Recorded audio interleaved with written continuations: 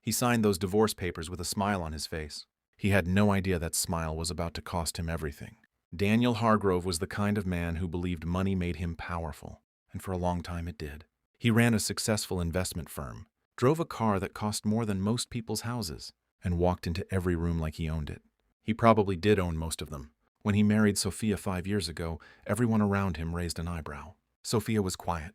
She dressed simply. She didn't talk about money, didn't show off, didn't try to impress anyone. Daniel's friends called her boring behind her back. His mother once said, in front of Sophia, "She's sweet, but she's not exactly remarkable, is she?" Sophia just smiled and said nothing. That was always her way. Quiet, calm, unbothered. Daniel used to think it was because she had nothing to say. He had no idea it was because she already knew something he didn't. Now, 5 years later, they were sitting at a long conference table in a downtown law office. Lawyers on both sides. Documents stacked neatly in the middle. And Daniel, leaning back in his chair like a man who had already won, sliding the divorce papers across the table toward Sophia with 2 fingers. The way you'd push something small and unimportant out of your way. "Just sign it," he said. "There's nothing here for you anyway." His lawyer smirked. One of Daniel's friends who had come as a witness laughed quietly, under his breath. Sophia looked at the papers, then she looked at Daniel, and she picked up the pen. What happened next is the part nobody in that room saw coming.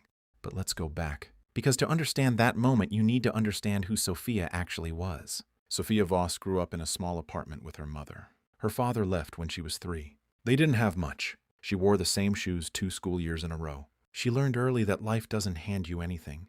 You build it. Quietly, piece by piece, when no one is watching. What most people didn't know, what Daniel certainly didn't know when he married her, was that Sophia's grandfather, a man named Heinrich Voss, had built one of the largest private real estate empires in Europe. Hotels, commercial properties, land across 4 countries. Heinrich had 1 child, Sophia's mother. And when he passed away 8 years ago, everything went into a trust. A trust that would transfer fully to Sophia on her 30th birthday. Sophia turned 32 months before the divorce. She had said nothing. Not because she was hiding it to be sneaky, but because she had spent her whole life watching people treat others differently based on how much money they had. She didn't want that. She wanted to be loved for exactly who she was, and the quiet girl in simple clothes who didn't need to prove anything to anyone. Daniel had failed that test without even knowing he was taking it. Over the years, the cracks had grown. Daniel started dismissing her opinions in front of others. He forgot her birthday twice. He told her once during an argument, "You don't understand money, Sophia. You never have." He had started seeing someone else, a woman from his office who wore designer clothes and laughed loudly. At all his jokes, he wasn't even subtle about it. When Sophia finally told him she wanted a divorce, he laughed. Actually laughed. "Fine," he said. "But don't expect anything. What's mine is mine. You came into this marriage with nothing, and you'll leave with nothing." She nodded slowly and said, "Okay." He took that as weakness. He had no idea it was the most powerful thing she had ever said. Back at the conference table, Sophia signed the papers. Calmly. No tears. No shaking hands. She placed the pen down, folded her hands, and looked at Daniel. "I've signed everything," she said. "I'm not asking for your money, your apartment, or your car. I don't need any of it." Daniel's lawyer leaned over and whispered something in his ear. Daniel nodded, still smiling. Then Sophia's lawyer opened his own folder. "Now," he said, "we'd like to present some information relevant to the division of shared business interests." Daniel frowned. "We don't have shared business interests." "Actually," the lawyer said, setting down a document 18 months ago. "Your firm entered into a property development deal in Frankfurt. The land used in that deal was leased through a holding company called Voss European Estates. That holding company is wholly owned by your wife." The room went completely still. Daniel stared at the paper, then at Sophia, then back at the paper. That can't be right." "It is right," Sophia said, her voice still calm, still quiet. "You've been paying lease fees to my company for over a year. Your biggest project right now sits on land that belongs to me." The full picture started to fall into place, slowly like dominoes going down one by one. The Frankfurt deal was Daniel's crown jewel. It was the project he had been bragging about for months, the deal that was going to triple his firm's value.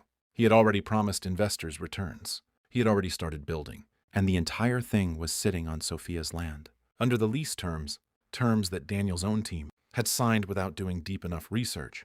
If the primary leaseholder withdrew from the agreement due to a breach of conduct clause, the deal could be frozen pending renegotiation. Daniel's lawyer was now visibly sweating. "We're not here to destroy anything," Sophia said.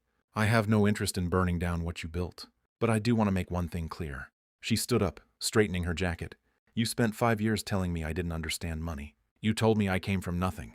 You laughed when I asked for a divorce. You brought a witness to this table to watch you humiliate me one last time. She looked at the witness, Daniel's friend, who was now staring at the table. I understand money just fine, she said. I just never needed you to know that. The renegotiation took 3 months. Sophia was more than fair. She didn't pull the lease, didn't freeze the project. She renegotiated terms that were reasonable for both sides. She didn't destroy him. She didn't need to. What she did do was donate a significant portion of the settlement to a foundation that helps single mothers, women like her own mother, who had raised a daughter alone and never once complained about it. Daniel's project moved forward, but every single day the land it stood on belonged to the woman. He had pushed those papers toward with 2 fingers and told she had nothing. There's a quote that says, "Be careful how you treat people on the way up. You might meet them again on the way down," but this story isn't really about revenge. It's not about Sophia winning and Daniel losing. It's about something much simpler than that.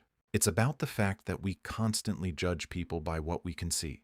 The clothes, the car, the title, the confidence. We mistake silence for weakness. We mistake calm for having nothing to offer. We assume that if someone isn't showing off, they have nothing to show. Sophia never needed Daniel to know who she was. She knew who she was. And that, more than any inheritance, more than any trust fund or real estate empire, was the thing that made her unbreakable. The people who need to prove something are always the loudest in the room. The people who don't need to prove anything, they're usually the ones you should be paying attention to. Next time you walk into a room and find yourself judging someone based on how they look or how much noise they're making, pause. Because the quietest person at the table just might own it. If this story hit you somewhere real, the next video on screen is going to do the same thing. Don't skip it.